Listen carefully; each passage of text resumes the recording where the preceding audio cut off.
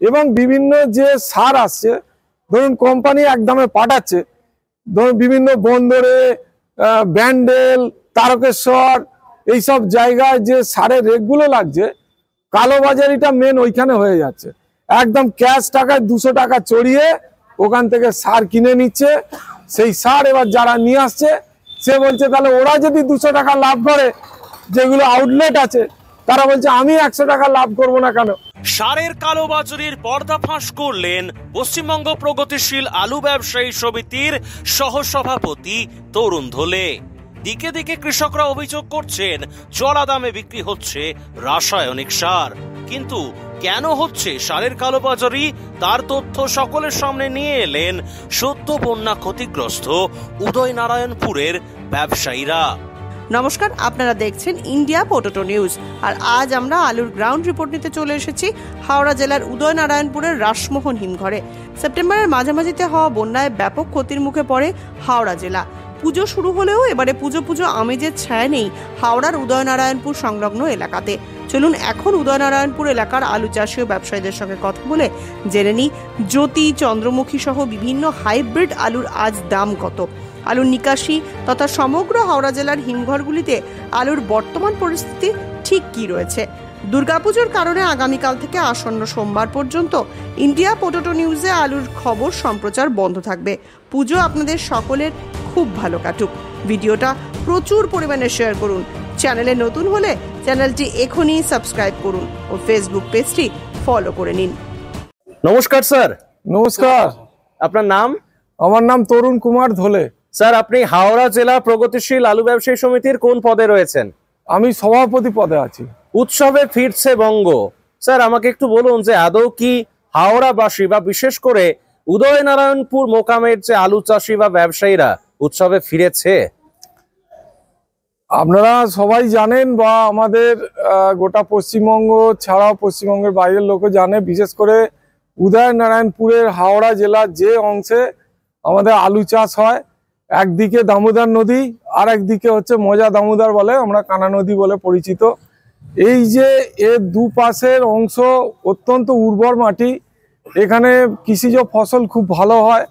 কিন্তু বিগত বন্যা এতটাই বাড়াবাড়ি, যেটা 78 সালে যে বন্যা আমরা দেখেছিলাম ছোটবেলায়, তার থেকেও প্রায় উপজে গেছে। এই অতিরিক্ত বন্যার ফলে যে চাষবাস হয়েছিল, বিশেষ করে আমাদের এখন এই ধান, এই সবে মাত্র ধান ফলবার মুখী হয়েছিল, সেই ধান ডুবে থাকার ফলে অনেকটাই ক্ষতিগ্রস্ত হয়েছে, যার জন্যে আমাদের কৃষকদের মন অতটা ভালো জায়গায় নেই। আমাদের এখানে চাকরিজীবী বা ব্যবসাদারের থেকেও প্রান্তিক লেভেলের মানুষ যারা কৃষক, যারা দিনমজুর, প্রত্যেক দিন কাজ করে তাদের সংসার চলে, সেই সমস্ত মানুষরা কাজ হারিয়েছে। তাই তাদের মন খুব একটা ভালো জায়গায় নেই। তবুও আমরা মা আসছে, এই মা দুর্গাকে আমরা প্রত্যেক বছরের মতো এবছরও যেভাবে পারছে প্রত্যেকটা পুজো মণ্ডপ আজকে ছোট হয়েছে। এছাড়াও যে সাংস্কৃতিক অনুষ্ঠানগুলো আপনারা নিশ্চয়ই জানেন, যে সমস্ত শিল্পীরা গান গায় তারা অনেক জায়গাতেই ক্যান্সেল করে দিয়েছে, যে আমাদের কোনোভাবে যেন মাকে আমরা একটু বরণ করে বা দশমী অবধি কাটাতে পারি, সেইভাবে আছি। মানে ওভারঅল বা কৃষকরা ভালো নেই না, ওভারঅল কৃষক থেকে আরম্ভ করে যে মানুষ রয়েছে, কৃষকদের ওপর, আলুর ওপর আমাদের এখানকার অর্থনীতি অনেকটাই নির্ভর করে, যার জন্য আলুকে একটা অর্থকরী ফসল বলা হয়। সকলের মন যদি ঠিক থাকতো, যদি চাষবাসের ব্যাপারটাও ঠিক থাকতো, তাহলে আলুর যদি আমাদের নিকাশি বিভিন্ন জায়গায় ব্যবসা বাণিজ্য সঠিকভাবে আমরা করতে পারতাম, তাহলে মার্কেটটাও খেলতো, সব জিনিসটা ভালো হতো। তো দেখতে পাচ্ছি দাদার হাতে যে আলুগুলো রয়েছে, এটা কি জ্যোতি না জ্যোতি? এটা জ্যোতি আলু। আচ্ছা, আপনাদের এখানে আজকে মোটামুটি রেডি জ্যোতি আলুর কিরকম দাম আছে স্যার? রেডি জ্যোতি আলু ধরুন না প্রায় 1300 থেকে 1320 এরকম একটা দাম আছে। মানে ফুল ডালা কোয়ালিটির আমাদের শেডের এখানে দাম, শেড মার্কেট। হ্যাঁ, আলু চাষীদের নির্ভরযোগ্য আলু বীজ ব্র্যান্ড রঞ্জিত থিন ফার্ম, কৃষকদের প্রথম পছন্দ। রঞ্জিত সিং টিএফ মার্কা বীজ, সুস্থ ফসলের গ্যারান্টি, কৃষকের সন্তুষ্টি। পশ্চিমবঙ্গের সব জায়গায় পাওয়া যাচ্ছে। Ranjit Hind farm, Jalandhar, Punjab. Mobile number 9915225757 অথবা 9417347738। আর জ্যোতি ছাড়া আর কি কি আলু মিলে আপনাদের এখানে? এখানে চন্দ্রমুখী আলুটা আছে, চন্দ্রমুখী আলুটা চামড়াডাঙ্গা মোকামের এই আশপাশে অনেকটাই চাষ হয়। কিরকম দাম আছে? সেটা প্রায় কত 80 1400 থেকে 1430 টাকা, 50 কেজির দাম, 30 টাকা বেশি ফুল ডালা। হ্যাঁ, আর এদিকে তো হাইব্রিড আলুও হয়, হিমালিনী, কলম্বা বা S1 S6, এগুলোর কিরকম দাম আছে? এগুলো হিমালিনী কলম্বো গুলো জ্যোতির মতোই একই দাম, আর যেটা পোগরাজ খুবই কম, সেখানে প্রায় 150 টাকা ডিফারেন্স আছে। ধরুন ওটা যদি 1300 হয়, এটা 1150 দাম হবে। আচ্ছা, ওভারঅল বাজার কি আজকে আপের দিকে না ডাউনের দিকে আছে? আজকের বাজার দেখুন প্রায় একই রকম। আমরা এই যে দুর্গা পুজোতে কয়েকটা স্টোর হয়তো খুলে রাখে, সিঙ্গুরের স্টোর দেখেছি খোলা থাকে, আমাদের এখানে স্টোর বন্ধ থাকবে। এই জন্য ব্যবসাদাররা যারা ডালায় ব্যবসা করে তাদের কাছ থেকে একটা চাহিদা এসছে যে আলুটা আমরা একটু বেশি করে যদি নিয়ে সংরক্ষণ করতে পারি।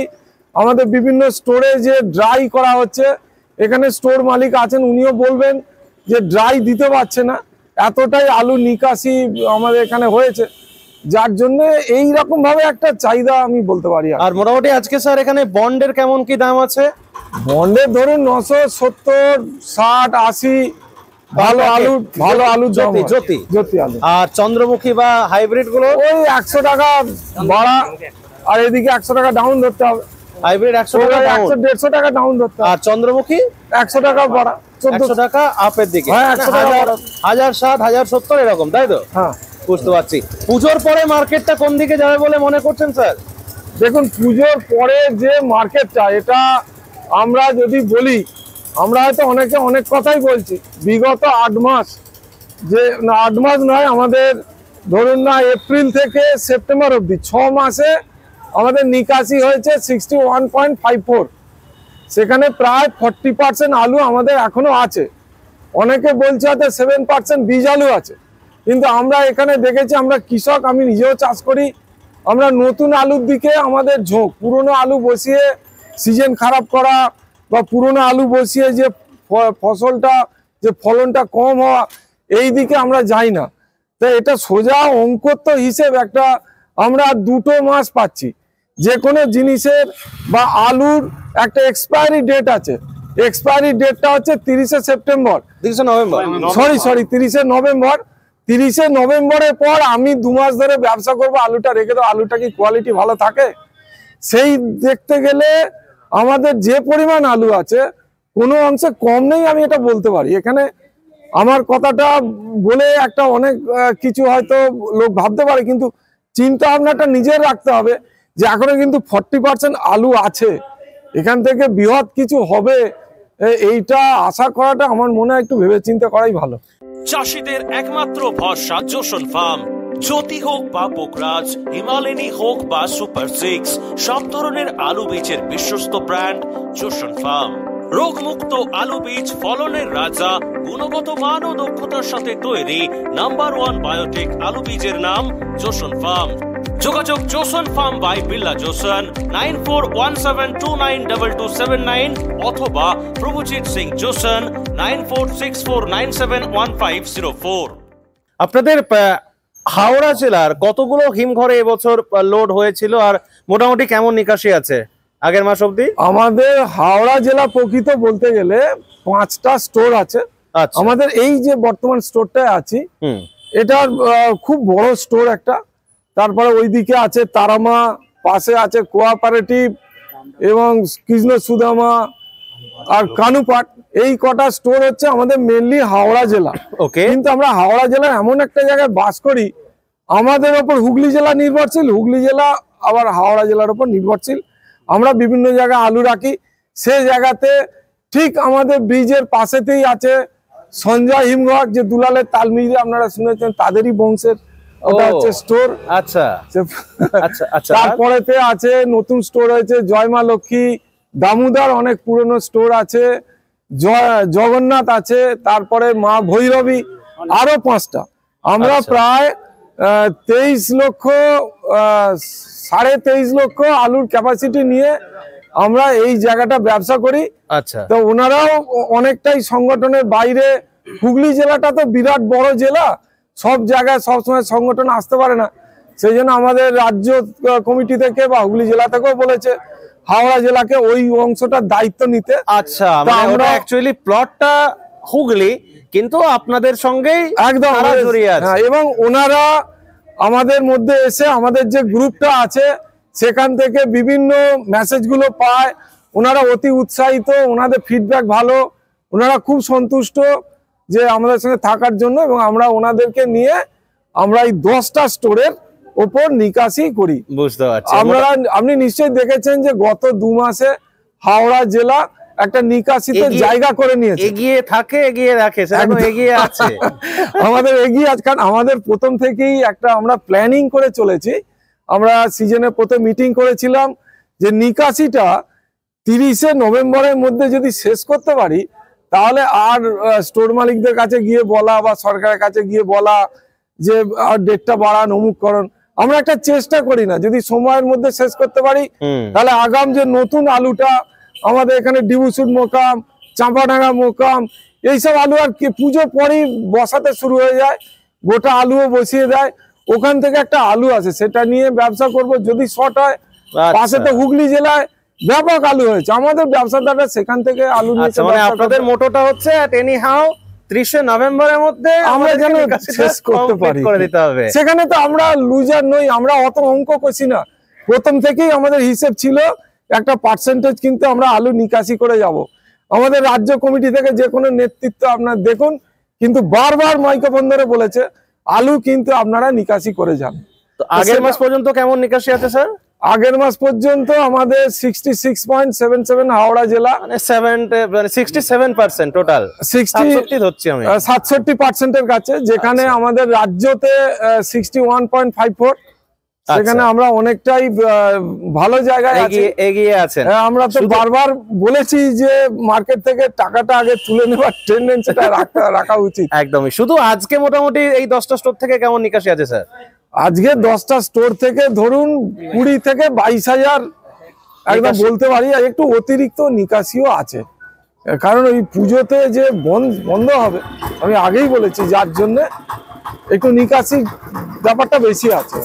উন্নত মানের পাঞ্জাব আলু বীজ বিক্রেতা হরিনারায়ণ কৃষি ভান্ডার, জোশন ফার্মস, ভাট্টি, টেকনিকো, উৎকল ও বিভিন্ন ধরনের নামি দামি কোম্পানির জ্যোতি, চন্দ্রমুখী, হিমালিনী, কলম্বো A6, আম্বারটি লাইট বীজের খুচরো ও পাইকারি বিক্রেতা। Harinarayan Krishi Bhandar, proprietor Swapan Singha Roy and sons, ঠিকানা ভগবতীপুর, হরিপাল, হুগলি। যোগাযোগ 9933159556 অথবা 9547898522। নমস্কার স্যার। নমস্কার স্যার, আপনার নাম? সৌমেন সামন্ত।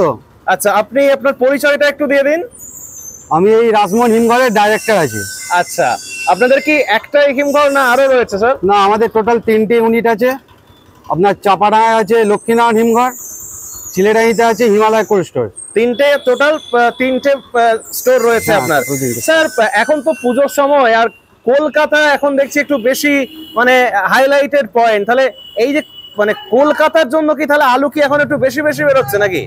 4-5 দিন তো স্টোর বন্ধ। 4-5 দিন স্টোর বন্ধ, কিন্তু আজ পর্যন্ত যে ডেটটা হয়েছে ম্যাক্সিমাম ব্যাপারীরা তাদের আলুটা তুলে নিচ্ছে, তুলে নিয়ে যাতে সাপ্লাইটা ঠিক থাকে। আমাদের মোটামুটি ধরুন বৃহস্পতিবার পর্যন্ত আলু দেওয়া হচ্ছে। তারপরে রাজ্য সরকার থেকে বলা হয়েছে যে বাজারে যোগানটা ঠিকঠাক রাখা হচ্ছে, সেরকম সাপ্লাইটা ঠিকঠাক রাখার জন্য আলুটা বেশি বেরিয়েছে, মানে গিলা বেরিয়ে গেছে। কারণ এখন দাই যেটা চাইছে ব্যবসাদাররা 1000 প্যাকেট রিকোয়ারমেন্ট আছে, কিন্তু আমরা দিতে পারছি সেখানে কম, কারণ সবাইকে ডাই দিতে পারছি না। আচ্ছা, যে কারণের জন্য গিলা আলুটা বেশি বেরোচ্ছে। তো পুজোর মুখে বাজার কি তাহলে আর বাড়লো না? পুজোর মুখে ধরুন 1-2 দিন হয়তো 10 টাকা 20 টাকা বাড়লো। হ্যাঁ, বুঝতে পারছি। আর স্যার, আপনার এই যে স্টোরটি রয়েছে মানে রাসমোহন হিমঘর, এটাতে মোটামুটি আলু রাখা যায় কত প্যাকেটের? আই মিন ক্যাপাসিটি কত এটা? 3 লক্ষ প্যাকেট। শুধু এটাতে কেমন লোড হয়েছে? 241 মতো লোড হয়েছে। কত 240 মতো লোড হয়েছে। 240 মতো লোড হয়েছে। আর মোটামুটি আজকের দিন পর্যন্ত নিকাশিটা কি বলা যাবে? আজকের দিন পর্যন্ত নিকাশি আছে আপনার টোটাল 67%। আগের বছরের তুলনায় 30,000 বস্তা বেশি বেরিয়েছে। বাহ বাহ বাহ, মানে আজকের দিনে আগের বছরে যা বেরিয়েছিল তার থেকে 30,000 বস্তা বেশি নিকাশি আছে। শুধু আজকে এই স্টোর থেকে কত ব্যাগের বেরোচ্ছে? 2400 বস্তার মতো। এই যে আলুটা যেটা এখানে মোটামুটি বেরোয়, সবটাই কি কলকাতা যায় না অন্যান্য? ম্যাক্সিমাম কলকাতা মুখা, ম্যাক্সিমামটাই কলকাতা মুখী। আর এমনি অন্যান্য জেলা বলতে কোন কোন জেলাকে দেওয়া হয়? না, এখানে ম্যাক্সিমামই হচ্ছে ব্যবসাটা কলকাতামুখী বেশিরভাগ যায়, আর মেদিনীপুর কিছু যায়। মেদিনীপুরটা কিছু যায়। আর ছোট ছোট আলু হয় না যেগুলো ডালা থেকে ক্যাট টাইপের আলু? হ্যাঁ, ওইগুলো হয়। ক্যাটটা কোথায় বিক্রি হয়? বিহার যায়। বিহার। ক্যাটের আজকে কিরকম দাম আছে জানা বলা যেতে পারে? মিনি ক্যাটটা সম্ভবত আজকে 600 টাকা। মিনি ক্যাটটা 600 টাকা বস্তা। হ্যাঁ, মিনি ক্যাটটা মানে ছোট, একদম ছোট আলুটা। আর ভলভোটা ধরুন 850 টাকা প্যাকেট। হ্যাঁ, প্যাকেট, বুঝতে পারছি। তো মোটামুটি বাজার এরকমই চলবে নাকি? হ্যাঁ, এরকমই ধরনের, এরকমই চলে যাবে। এখন ধরুন আপনার এই যে স্টোর রাসমোহন হিমঘর, এটাতে মোটামুটি যে পরিমাণ আলুটা আছে, মোটামুটি শুধু প্রান্তিক কৃষকের আলু কতটা আছে আর ব্যবসায়ীর আলু কতটা আছে বলে মনে হচ্ছে? ধরুন সেইটা ব্যবসায়ের আলু আছে, ধরুন 40% ব্যবসাদার, বাকি 60% চাষিবাসীর এখনো আলু আছে। কৃষকের আলুটা বেশি আছে। আলুটা বিক্রি করে বীজ আলুটা তোলে। এদিকে বন্যার ফলে কি তাহলে যেটা পোকরাজ আলু চাষ সেটা কি একটু পেছবে মনে হচ্ছে? দেখুন, এবার ওয়েদারের উপর ডিপেন্ড করছে, কারণ আমাদের এদিকে ম্যাক্সিমাম ধান নষ্ট হয়ে গেছে। আচ্ছা, চাষ বলতে এরপর আলু চাষই আছে। এবার যদি ওয়েদার ঠিকঠাক থাকে, ঠান্ডাটা পড়ে যায়, তাহলে হয়তো আগাতে পারে, না হলে পিছিয়ে যাবে। পাঞ্জাবের উন্নত মানের 1 নম্বর বায়োটেক আলু বীজ কাং এগ্রিফার্ম, কুফরি জ্যোতি, পোকরাজ, হিমালিনী, চন্দ্রমুখী সুপার 6, কুফরি উদয় 7008, মোহন, সঙ্গম খ্যাতি ও সুখ্যাতি আলু বীজের বুকিং চলছে। এখানে ব্রিডার এবং বায়োটেক টিস্যু কালচারের মাধ্যমে আলু বীজ উৎপাদন করা হয়। Kang agrifarm, Kang cold store, Lalian Kalan, Jalandhar, Punjab. Phone number 9915119511। নমস্কার স্যার। হ্যাঁ, নমস্কার স্যার। কি নাম স্যার? আমার নাম বরুণ বাগ। চাষি না ব্যবসায়ী স্যার? আমি চাষি কাম ব্যবসায়ী। ব্যবসায়ী। তো স্যার, আলুর সমস্যা নিয়ে কি বলবেন? এখন আলু ব্যবসা করতে গিয়ে কি কি সমস্যার মুখে পড়ছেন?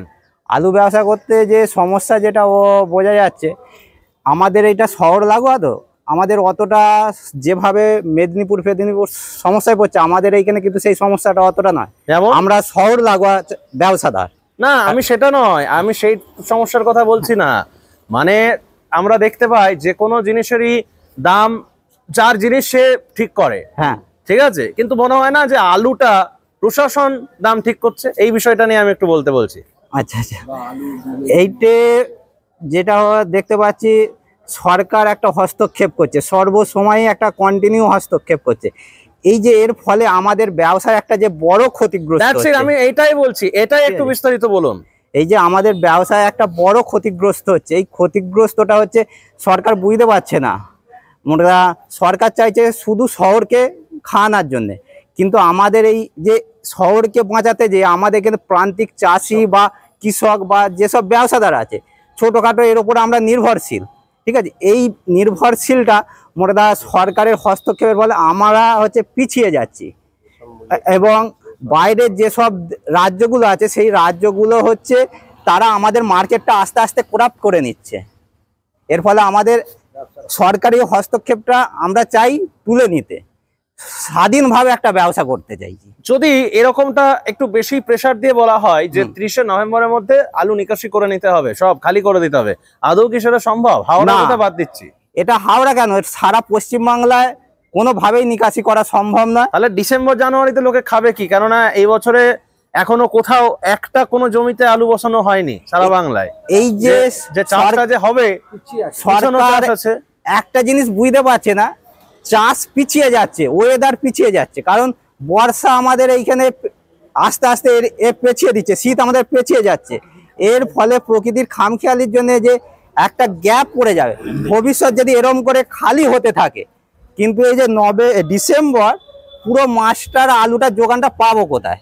Original Bhatti S, GS, KF, কেতন, জেএফ, এনএএফ, টিএফ সহ বিভিন্ন নামি দামি উচ্চ ফলনশীল সেরা পাঞ্জাব আলু বীজ মানে তারকেশ্বরের সারদা আলু বীজ ভান্ডার। আইটিসি টেকনিকো, হিমালিনী ও মাহিন্দ্রা কোম্পানির কলম্বা স্পেশাল বীজের সেরা পরিবেশক তারকেশ্বরের সারদা আলু বীজ ভান্ডার। প্রোপাইটার প্রত্যুৎ কুমার দাস, ঠিকানা টিসি রোড, তারকেশ্বর নতুন bus stand, Hooghly. Phone number 9434011411 অথবা 9933442118। নমস্কার। নমস্কার। স্যারের নাম কি? অরিজিৎ হাইদ। অরিজিৎ দা, অরিজিৎ দা চাষি না ব্যবসায়ী দাদা? চাষবাস আমাদের সামান্য আছে, ব্যবসা ছোটখাটো করি। সবজির কি পরিস্থিতি এদিকে? সবজি পরিস্থিতি অনেকটাই হাই, কেননা আমাদের বন্যা প্রভাবিত এলাকা, বেশিরভাগই সব নষ্ট হয়ে গিয়েছে। কালের নিয়মে একটা ফসল টিকে থাকলে তার দামটা চড়া হবে, এটা তো মানে যুগ যুগ ধরে চলে আসছে, আজ বলে তো নয়। কিন্তু এই জিনিসটাকে এক শ্রেণীর মনে হয় যে মানুষ বা মিডিয়া বলুন যাই বলুন, তারা একটু মনে হয় না যে একটু বেশি এগুলোকে নিয়ে মাথা ব্যথা করেন। এই বিষয়টা তিনি কি মন্তব্য করবেন? শহরের বাবুরা অন্যান্য ক্ষেত্রে অনেক বিলাসিতা করে, সেখানে খরচা দেখায় না। আর চাষি যেটা মাথার ঘাম পায়ে ফেলে যেটা কষ্ট করে সেটার ওপরই এফেক্ট পড়ছে বেশি আমাদের, মানে সাধারণ চাষি যেটা তাদের আহার আমরা যোগাই, সেইটার ক্ষেত্রেই মানে সরকার মিডিয়া বেশি করছে।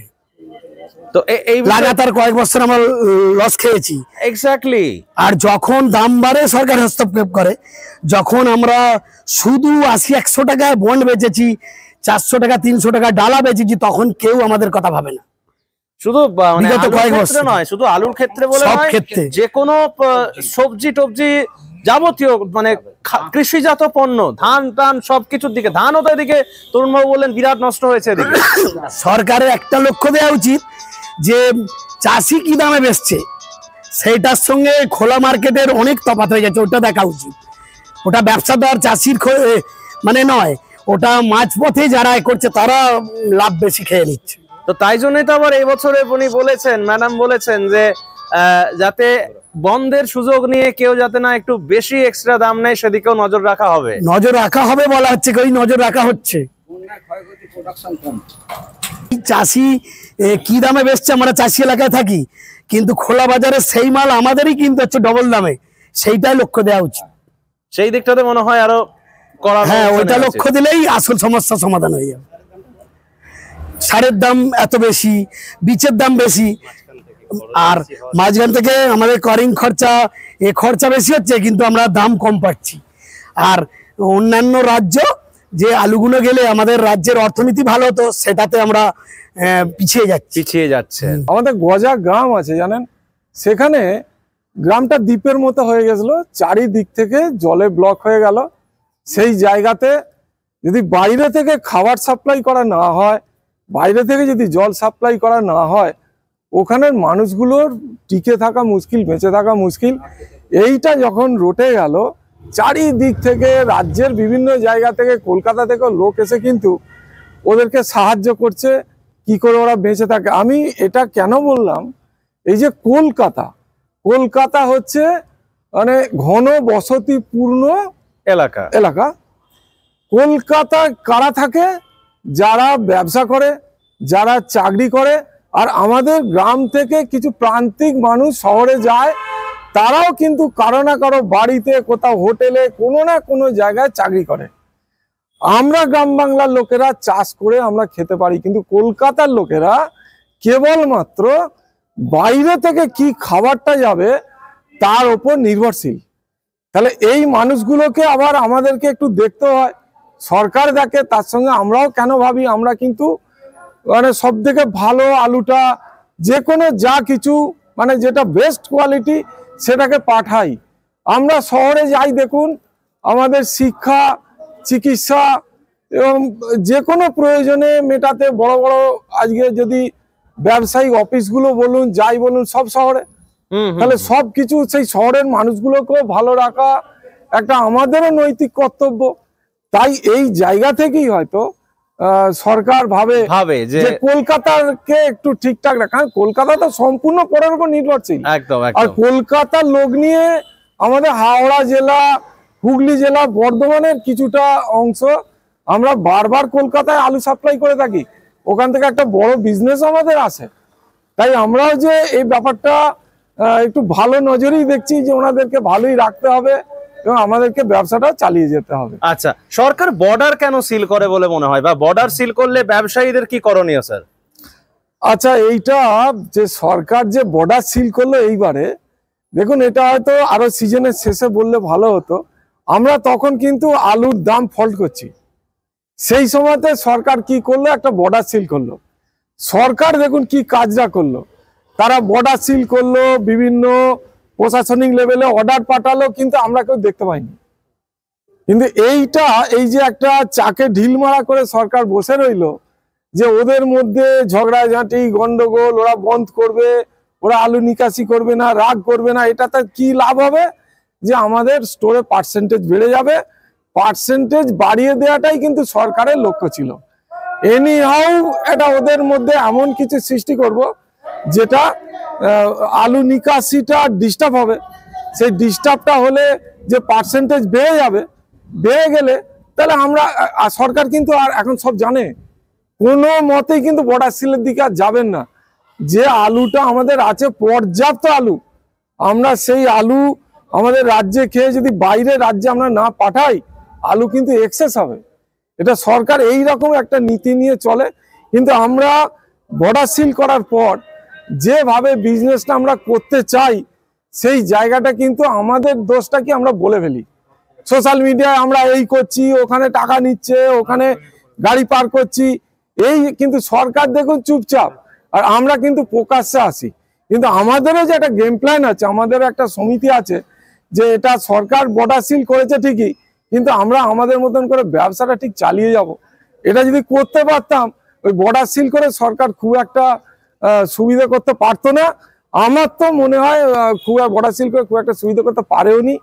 উল্টে আমি বলবো, সরকার দাম বাঁধাতে আমাদের ব্যবসাদারদের সুবিধা হয়েছে, আমরা 30 টাকা আলু বেচতে পারছি। এটা আমি তো উল্টো বলবো, আমরা লাভবান হয়েছি। আচ্ছা, আরেকটা জিনিস, এটা হচ্ছে যে আগামী দিনে তাহলে আলুর বাজার কোন দিকে যেতে পারে 30 নভেম্বর বা ডিসেম্বরের মধ্যে? আগামী দিন দেখুন, এটা আমি একটু আগেও বললাম, একেবারে জলের মতো সোজা। আমরা 6 মাস ধরে 60% আলু বার করেছি, সেখানে আমাদের হাতে আছে 2 মাস। সে জায়গায় ডিসেম্বর মাসটা যদি আলু, নতুন আলু অতটা আসে না, পুরোনো আলু নিয়ে চলতে হয়, সেখানে 40% আলু আছে। এই আলুটাকে নিয়ে আর ভাবার কোনো জায়গা নেই, নিকাশি করে একে শেষ করতে হবে। সারের কালোবাজারি নিয়ে কিছু বলবেন নাকি? দেখুন, সারের যে কালোবাজারি হচ্ছে মেনলি দুটো সারের ওপরে, একটা হচ্ছে ডিএপি আর একটা হচ্ছে এনপিকে। ডিএপি 1500 টাকা সারকে 1800 টাকায় কিনতে হচ্ছে। দেখুন, ওখানে একটা প্যাকেজ আছে, এটা বুঝতে হবে যে প্যাকেজটা কি। দুটো ডিএপি সার কিনলে তাকে একটা ন্যানো সার নিতে হবে। এই ন্যানোটা কি, স্প্রে করতে হবে। এটা আবার গভর্নমেন্ট একটা চেষ্টা করছে কি, যে আমরা রাসায়নিক, এটা তো কেমিক্যাল, আর ন্যানোটা হচ্ছে জৈব।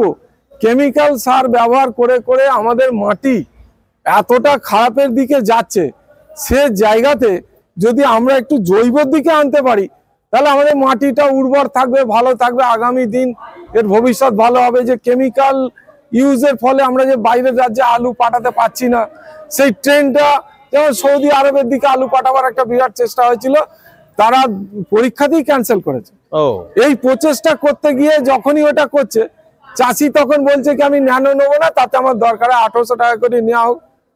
এবার যে সার আসছে যেটা, আর এনপিকে, এনপিকে নিলে 1500 টাকা, 1470 থেকে 1500 টাকা যে দামটা, সেটাকে নিতে হচ্ছে, সেও প্রায় 1800 টাকা। তাতে 4 কিলো 5 কিলো সালফার নিতে হবে। এইগুলো চাষিরা বলছে, যদি আমি ওই সিস্টেমে চাষটা করি, আমার যদি 1 বিঘেতে 20 বস্তা আলু কম হয়, এর দায়টা কে নেবে? এই একটা আতঙ্কেতে চড়া দামে কিনছে। এবং বিভিন্ন যে সার আসছে, ধরুন কোম্পানি এক দামে পাঠাচ্ছে, ধরুন বিভিন্ন বন্দরে, ব্যান্ডেল, তারকেশ্বর, এইসব জায়গায় যে সারের রেটগুলো লাগছে, কালোবাজারিটা মেন ওইখানে হয়ে যাচ্ছে। একদম ক্যাশ টাকায় 200 টাকা চড়িয়ে ওখান থেকে সার কিনে নিচ্ছে। সেই সার এবার যারা নিয়ে আসছে, সে বলছে তাহলে ওরা যদি 200 টাকা লাভ করে, যেগুলো আউটলেট আছে, তারা বলছে আমি 100 টাকা লাভ করব না কেন, বলে 300 টাকা চাপিয়ে নিয়ে কৃষকরা জানছে আমার টাইম পার হয়ে যাচ্ছে, আমার উপায় নেই, আমি এখন যা পাচ্ছি ওটা নিয়ে আমাকে বসিয়ে ফেলতে হবে। আর এটা আমি একেবারে নাম ধরে বলতে পারবো না, কিন্তু হুগলি জেলার দিকে বেশিরভাগ এই চড়া দামের সারটা চলে যাচ্ছে। হাওড়া জেলা আমরা খুব কম পাচ্ছি, এবং সরকারি প্রচেষ্টায় হুগলি জেলার কয়েকটা সারের দোকানের লাইসেন্স ক্যান্সেল করা হয়েছে, তাদের দোকান সিলও করা হয়েছে। এটা একটা প্রচেষ্টা চলছে।